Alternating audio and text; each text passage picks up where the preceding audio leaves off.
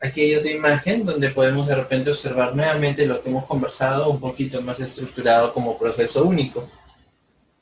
Como las células germinales primordiales de saco vitelino van a, por movimientos amoeboideos, llegar a la zona gonadal indiferenciada en la sexta semana, y a partir de este, justamente, al no expresarse el SRY en este caso, va a dar la ovogénesis con la formación de las ovogonias, las cuales antes del nacimiento, porque sucede antes del nacimiento, va a formar lo que vendría a ser los ovocitos primarios rodeados de células planas, las cuales van a ser llamadas folículos primordiales, ¿no? Y que van a estar detenidas en fase de diplotemia. Cuando ya inicie lo que vendría a ser la pubertad, vamos a poder observar la presencia de estos folículos primarios y que a partir del mismo existe un cambio conformacional a nivel celular de células planas a células cuboideas, las cuales incrementan su crecimiento mitótico formando las famosas células de la granulosa y que vienen a presentar la zona pelúcida y las zonas de cúmulo o líquido antral del ácido hialurónico líquido folicular, para que al final converjan todos como un famoso antro y tengamos aquí el folículo de Graf, donde ya, como pueden ver, le he puesto aquí de color rojo, es un ovocito secundario y estaría listo para lo que vendría a ser el proceso de la ovulación. Esta es justamente la fase preovulatoria del día 14 al día 15, donde el pico del LH favorecerá que las proteasas corten a esta célula. ¿Y cómo se llama este cúmulo que rodea directamente ya el ovocito? Se denomina cúmulos óforo, que al ser realmente extraído se le va a llamar como corona radial, ¿no? Y ya luego cuando se libere, ¿qué va a pasar? Va a dejar justamente instrucciones, ¿no? El ovocito maduro se fecunda y vamos a formar en esa zona o verificar lo que vendría a ser el cuerpo lúteo, ¿no? Que al final es una reserva muy importante de progesterona, sobre todo en los casos donde se da la implantación para la formación del nuevo ser. Así que eso por ahí, muy importante. Y aquí, de repente, en otro esquema que les pueda ser más didáctico, no lo sé, en relación a lo que acabamos de conversar, ¿ya? No se vayan a olvidar eso. Entonces, en el evento, recuerden que preguntas al aire, la meiosis 2 termina con la fecundación. Pregunta también típica, ¿cuánto tiempo dura el ovocito secundario? ¿Cuánto tiempo vive el ovocito secundario? ¿Alguien sabe? ¿Cuánto tiempo va a vivir? 24 horas. ¿Estamos bien? 24 horas. Es el tiempo que va a vivir. Tienen que reconocer eso para que lo tengan en consideración. Sobre todo cuando dicen por qué no puedo entender por qué he quedado gestando, ¿no? Porque justamente existe un tiempo ahí que hay que tener en cuenta, que es un día, ¿no? Entonces ahí, para que lo recordemos.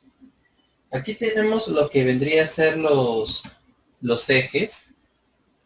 Si bien es cierto, aquí está el dibujito, obviamente el esquema mucho más claro, ¿no? Recuerden que la neurohipófisis secreta ADH y oxitocina, ¿no? Todas las demás son de la hipófisis anterior, para que nunca se olviden. Y van a tener justamente una acción pulsátil en relación a la GNRH, que va a actuar sobre su adenohipófisis, para que luego al final tenga una acción. Y todo este proceso que hemos estado revisando del ciclo. Los estrógenos y los progestágenos generan feedbacks. Un dato importante fisiológico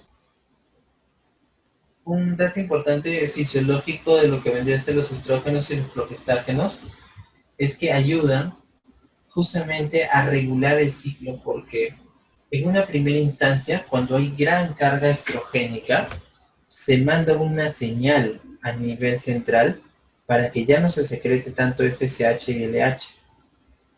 Pero luego, cuando existe lo que vendría a ser una reanudación de esta actividad, es cuando empieza a darse nuevamente el pulso del LH, ¿no? ¿Y por qué es importante esto? Porque Justo está asociado a la pregunta que mencionas, María Fe. La FSH ayuda a que se madure el folículo, pero el LH ayuda a que se pueda dar el proceso ya final de la ovulación con la relación estrogénio.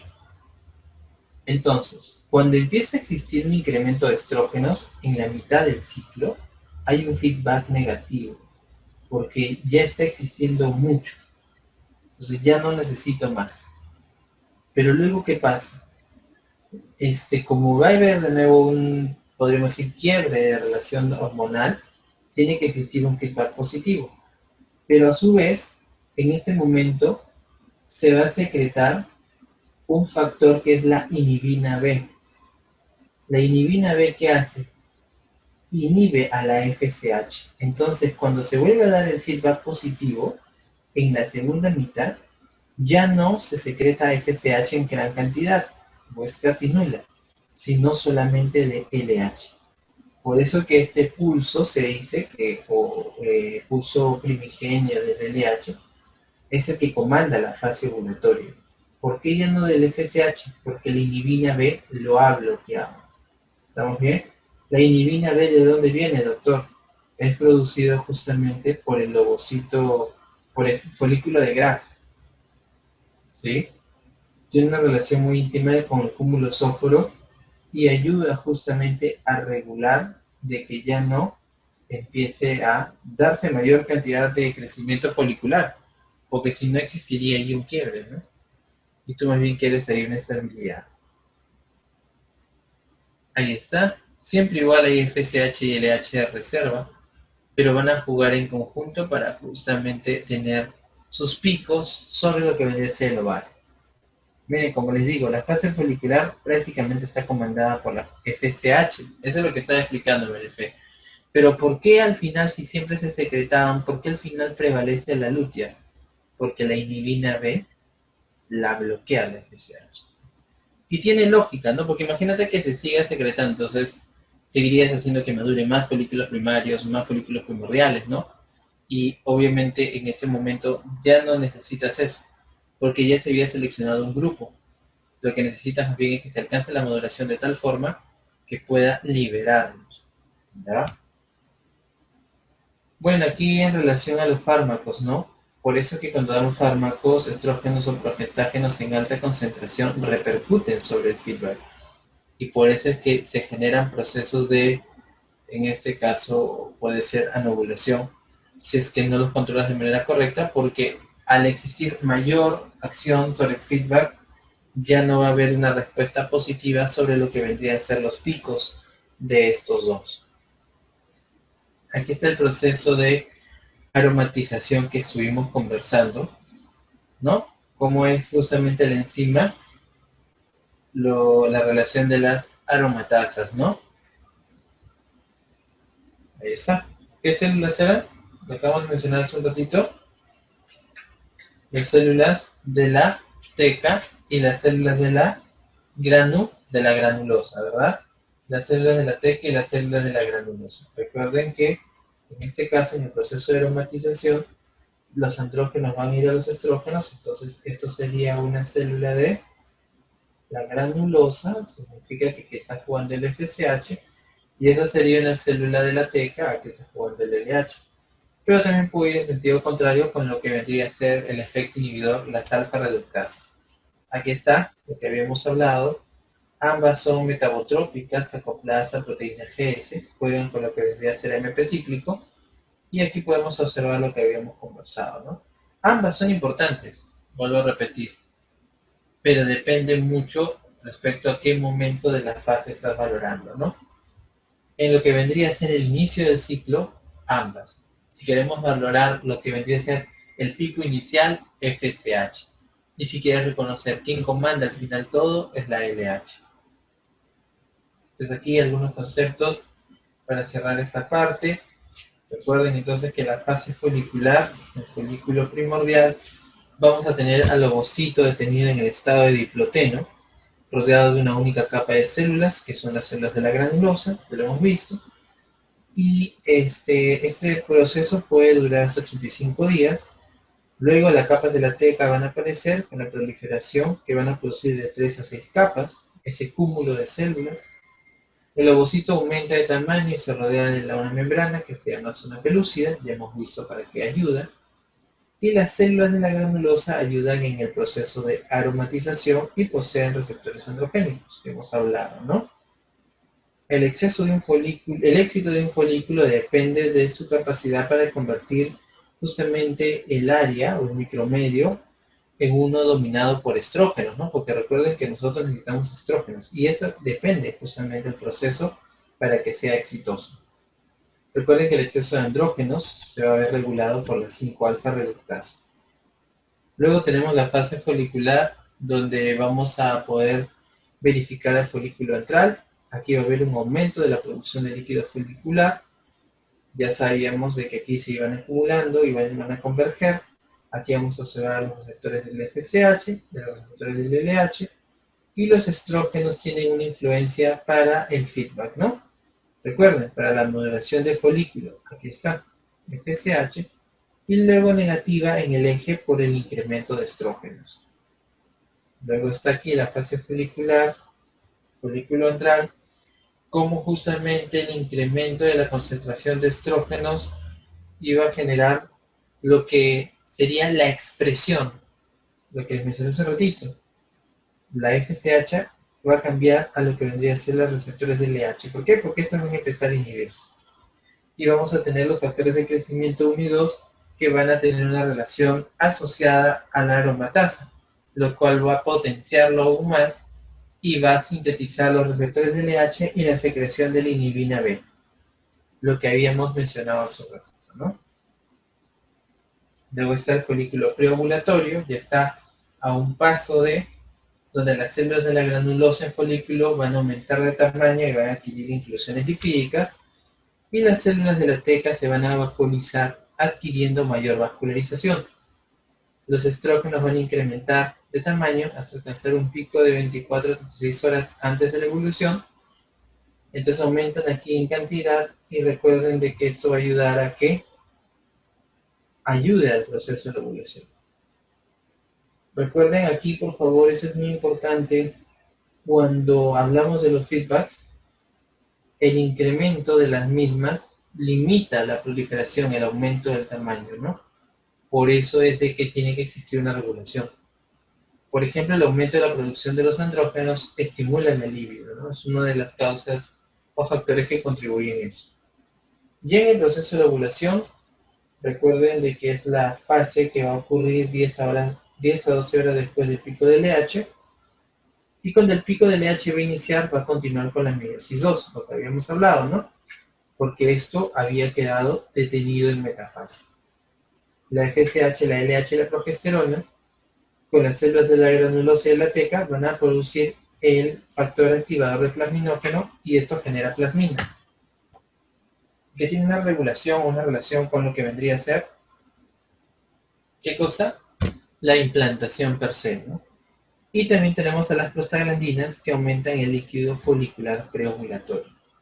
Ya en la fase lútea, recuerden que es la última fase, aquí vamos a poder reconocer que va a darse un desarrollo folicular adecuado, pero en la fase lútea temprana se va a caracterizar por la angiogénesis activa. Entonces, como les mencioné hace un ratito, esto ayuda mucho en lo que vendría a ser la relación con la formación de nuevos cerces, que sea una implantación. Recuerden que la progesterona, el estradiol y la inhibina actúan de manera central para suprimir las gonadotropinas y el nuevo crecimiento folicular, porque ya se ha dado la implantación de repente. Y si hay una gestación, la beta-HCG, la hormona gonadotropín coriónica humana, va a empezar a justamente mantener la función lútea hasta que la placenta asuma el rol. Esto es muy importante, porque el cuerpo lúteo asume hasta que la placenta llega a generar el proceso de esteroidogénesis. Entonces, ¿qué consideraciones clínicas tenemos que tener aquí? Uno de los más importantes y asociados es la descendencia, ¿no? La descendencia en mujeres o personas de edad materna avanzada. Cuando nosotros reconocemos que existe una latencia prolongada de ovocitos primarios, Recuerden de que esta es la razón por la cual existe alta incidencia de anomalías cromosómicas. Todos los ovocitos primarios, recuerden de que ya están formados por el quinto mes de vida, ¿no? Entonces, cuando una niña nace, nace con toda su oferta de gametos. Es al momento del nacimiento hasta la pubertad que se van generando atresia de los folículos. Entonces, no se olviden eso. Los ovocitos primarios van a permanecer inactivos hasta la ovulación.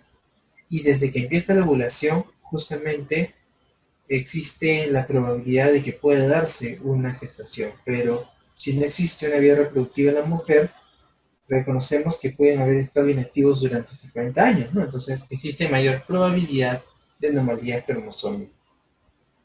¿Qué anomalías? Por ejemplo, la incidencia de la trisomía 21, ¿no? La cual aumenta con la edad materna avanzada. La causa primaria del síndrome de Down, recuerden que es la nose injunction, desde el punto de vista meiótico, y recuerden que estos son los hallazgos clínicos que se los coloco aquí para que los revisen, para las palabras clave en un examen, ¿no? Incluyen retraso mental moderado, microftalmia o microcefalia, coloboma, cataratas y glaucoma, puente nasal plano, pliegue epicántico, como aquí podemos ver, ¿no? Típico, y lengua saliente, manchas de campo de Brushfield, en la mano puede aumentar los pliegues, y defectos cardíacos, que es una de las características más asociadas, ¿no? Y recuerden que esta es una manera de valorarlo, con una disminución de la alfa-fetoproteína. Es una manera de valorarlo, ¿ya? Otra es la infertilidad femenina. La infertilidad femenina, que ustedes también la han valorado bastante o reconocido, justamente está asociado a la ovulación. Por ahí me han escrito, el coloboma Jones es una afección que también afecta al globo ocular, es un defecto hereditario que justamente repercute sobre el iris. Entonces falta lo que vendría a ser ese tejido normal que debería estar alrededor del mismo. Entonces no se ve realmente circunscrito lo que vendría a ser el iris, sino más bien se ve como un orificio, como una fisura o una hendidura no clara, ¿no? Por ejemplo, si fuese el iris, ¿no? Y la parte de la pupila, algo así se podría ver, ¿no? Cuando normalmente debería ser así. Existe una fisura, ¿no? Como un orificio, una fisura, una hendidura que genera este aspecto porque no se forma el tejido de manera correcta. Es un defecto hereditario, ¿no? Ese es el coloboma. Muy bien, entonces, en la ovulación vamos a tener ausencia justamente de la misma. ¿Y por qué? Porque existe una secreción inadecuada de FSH y LH. Y una manera de tratarlo es con el citrato de clomifeno. Miren, por ejemplo, normalmente el citrato de clomifeno compite con los estrógenos. Entonces, ¿qué es lo que hace? Suprime el feedback negativo. ¿Se acuerdan que habíamos dicho que los estrógenos, cuando incrementan, generan un feedback negativo? Pero si tienes anovulación, lo que tú quieres es de que sí se produzca la ovulación. Entonces aquí el citrato de clomifeno compite y ya no permite de que se llegue a generar lo que vendría a ser un feedback negativo, favoreciendo la ovulación. Así de fácil. Entonces esa es otra causa, situación clínica asociada. ¿Qué otra más tenemos? Tenemos la insuficiencia ovárica prematura, la insuficiencia ovárica primaria, donde existe la pérdida de la función de los ovarios antes de los 40, que resulta en infertilidad. Generalmente es idiopática, cuando es primaria es causa desconocida, no se olviden, ¿no? Pero existen algunos factores de riesgo, pero vamos a ver. Entonces, generalmente se pueden asociar a enfermedades, trastornos autoinmunes, síndrome de Turner, síndrome del X frágil, antecedentes de haber tenido quimioterapia o radioterapia, ¿ya? El inicio muchas veces se da a principios de la adolescencia, pero puede variar. ¿Y qué hallazgos van a presentar? Amenorrea, niveles bajos de estrógeno, niveles altos de FSH. ¿Por qué creen que existen niveles altos de FSH? ¿Alguien me dice? ¿Por qué creen que eso sucede? Y obviamente hay ovarios sin folículos, ¿no? Pero ¿por qué creen que hay FSH alto? ¿Y por qué niveles bajos de estrógeno? Si han estado atentos, a ver.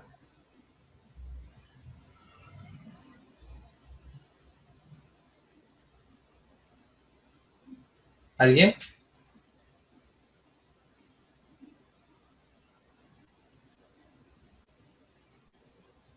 ¿Ninguno, chicos? ¿Qué hemos dicho? Que el FSH de qué se iba a encargar o qué iba a buscar. La maduración del folículo, ¿verdad? Con la finalidad de que de esta forma se pueda generar lo que vendría a ser la maduración de los distintos folículos hasta llegar a tener el folículo de grafo. Pero si en este caso existe un cuadro de insuficiencia ovárica primaria, es decir, no se va a poder generar esta maduración, tu cuerpo para compensar va a secretar mayor cantidad de FSH, pero no lo va a lograr. ¿Por qué? Porque no es capaz es idiopático, entonces no se llega a generar un proceso de maduración adecuado. Y en consecuencia hay niveles bajos de estrógeno, ¿no?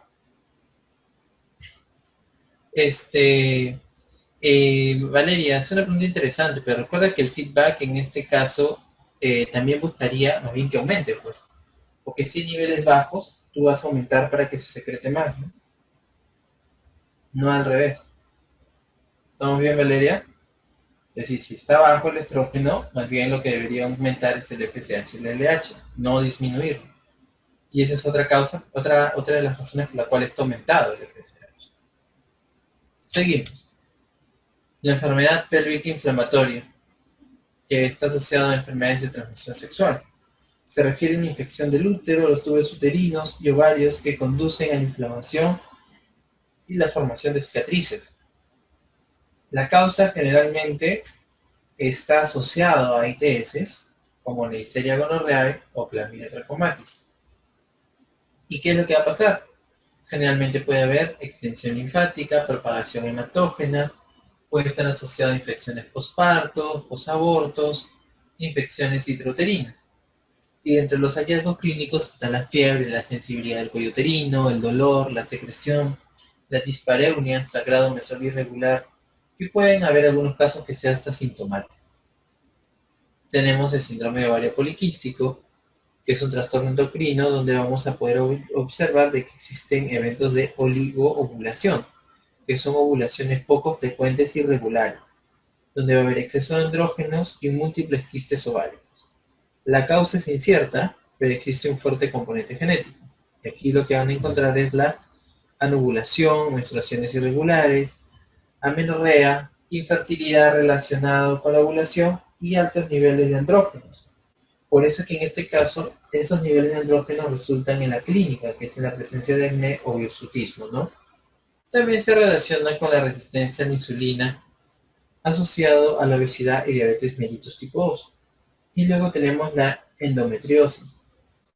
Endometriosis es la aparición de focos de tejido endometrial en lugares anormales, ¿ya? Por ejemplo, el ovario, ligamentos uterinos, peritoneo pélvico. El tejido endometrial ectópico va a mostrar cambios hormonales cíclicos y estos van a justamente repercutir sobre la regulación del ciclo hormonal y puede generar infertilidad, dismenorrea, dolor pélvico, etc. Entonces, si se dan cuenta, muchachos, existen distintas causas que al final repercuten sobre la infertilidad y que muchas de ellas son ginecobstétricas, ¿no? Entonces, tenemos que tenerlas en consideración. Tenemos desde focos idiopáticos que nosotros tenemos que reconocerlos como causas primarias o también secundarios, como las infecciones. Entonces, también muchas de ellas son prevenibles, ¿no? Entonces, es muy importante tenerla en consideración. Muy bien, todos me escuchan, vamos a continuar con la última parte. ¿Me escuchan? ¿Sí? ¿Estamos por ahí?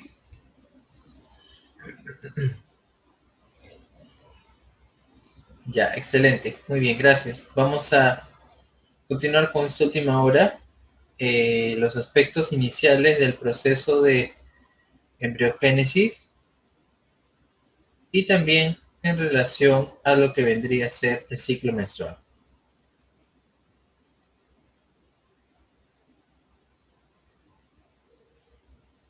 Muy bien, entonces en esta imagen podemos observar lo que vendría a ser justamente las distintas fases que hemos estado conversando, todo en una sola imagen donde valoramos el ciclo ovulatorio, ¿no? Donde reconocemos, miren, cómo se va dando al mismo tiempo, ¿no? Desde que se está dando el proceso de la menstruación, el proceso a nivel de los ovarios, de la maduración de los folículos, para que justamente en ese momento en el cual se vaya a dar la, en este caso, ¿no? La fase lútea, ¿no? La fase preovulatoria, luego la fase de secreción del mismo óvulo maduro, si es que no se vaya a dar la implantación, se reanude nuevamente el ciclo menstrual por la degeneración del mismo cuerpo lúteo al final, ¿no? Entonces, es cíclico, lentamente hormonal, y hay que reconocer algunos aspectos acá. Entonces, ¿qué es lo que tenemos que reconocer? En esta imagen tenemos el útero, y cuando hablamos de lo que vendría a ser la fase de la menstruación, vamos a tener tres grandes momentos, ¿no? La menstruación per se, la fase proliferativa, y la tercera que sería la fase secretoria. La fase de menstruación es la fase de justamente llamada de shedding, descamamiento, descamar o sangrado solamente, ¿no? Que son del día 1 al día 5, ¿estamos bien? Y donde vamos a poder observar de que el endometrio, el estrato funcional, es el que se va a descamar, ¿verdad? ¿Cómo entonces vamos a ir reconociendo esto? La irrigación del útero está dada por la arteria uterina, ¿estamos bien? ¿Qué rama, recuerdan, de qué arteria? De la arteria ilíaca interna. ¿Estamos bien? De la arteria ilíaca interna, o también llamada arteria hipogástrica. Entonces, de la bifurcación de la aorta, ¿se acuerdan? Es la arteria ilíaca primitiva, y de la ilíaca primitiva sale la ilíaca interna o arteria hipogástrica, y de ahí sale la arteria uterina. La arteria uterina, justamente, vamos a poder valorar de que dentro del mismo va a tener distintas ramas y va a ayudar a que se dé la irrigación de dos grandes estratos, el estrato basal y el estrato folicular, o también llamado endometrio basal o endometrio folicular. ¿Ya?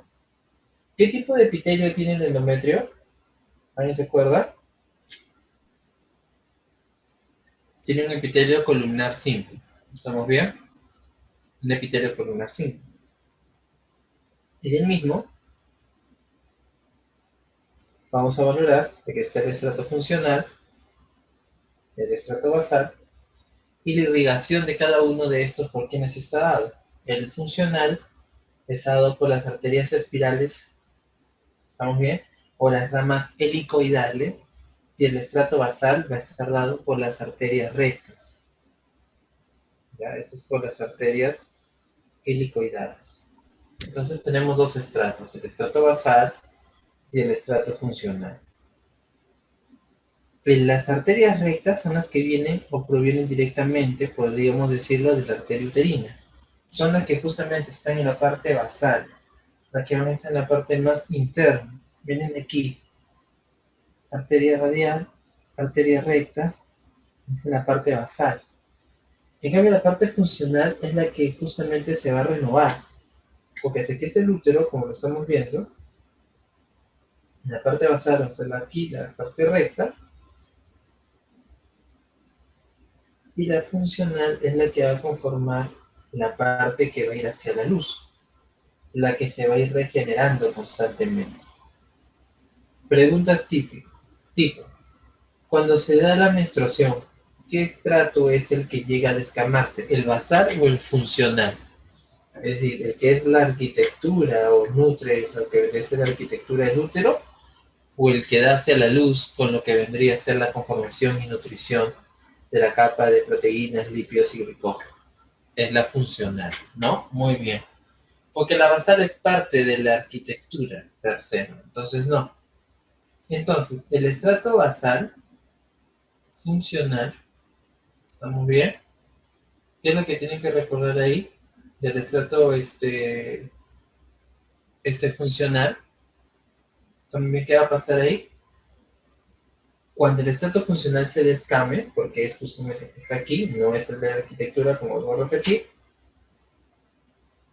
va a generar, ¿qué cosa? De que sea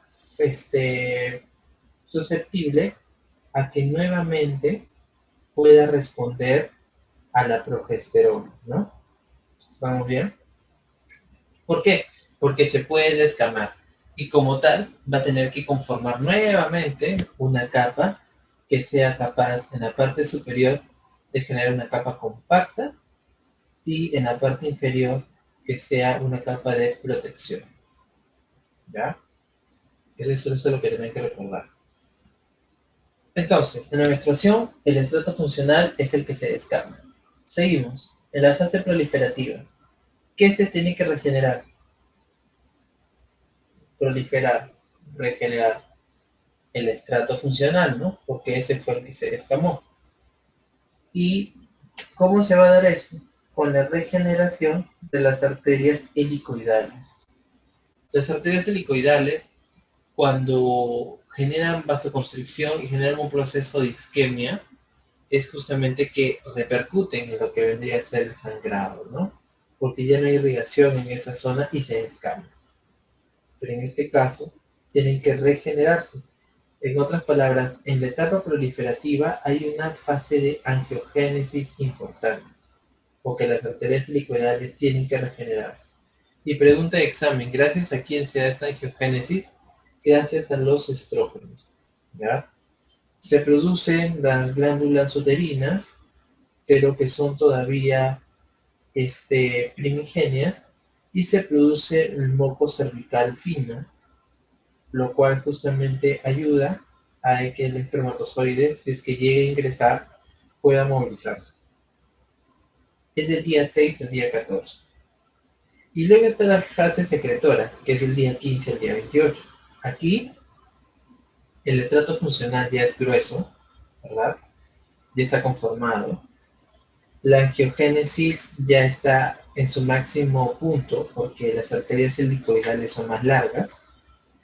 Las glándulas uterinas ya secretan mayor cantidad de contenido lipídico y se va a poder observar que aquí vamos a poder verificar el moco cervical grueso. Entonces, ¿qué es lo que hace este moco cervical? Hacer ya mucho más compacto, evita de que ingrese otro espermatozoide y protege al embrión de una posible reimplantación, ¿no? Entonces, ayuda a que el embrión se implante bien y evita más bien de que se dé otro proceso inequívoco en ese momento, ¿no? Eso es lo que va a suceder en la fase de secreción. Entonces tenemos la fase de menstruación, la proliferativa y la secreción. Ya recuerden eso de esta imagen. No se olvide. Si se pregunta qué estrato es susceptible a responder a la progesterona, es el estrato funcional folicular. ¿Qué estrato es el que se descama? El funcional folicular. El estrato basal no responde a progesterona y no se descama. Más bien es la base, la arquitectura, para que a partir del mismo se pueda regenerar la mucosa, ¿verdad?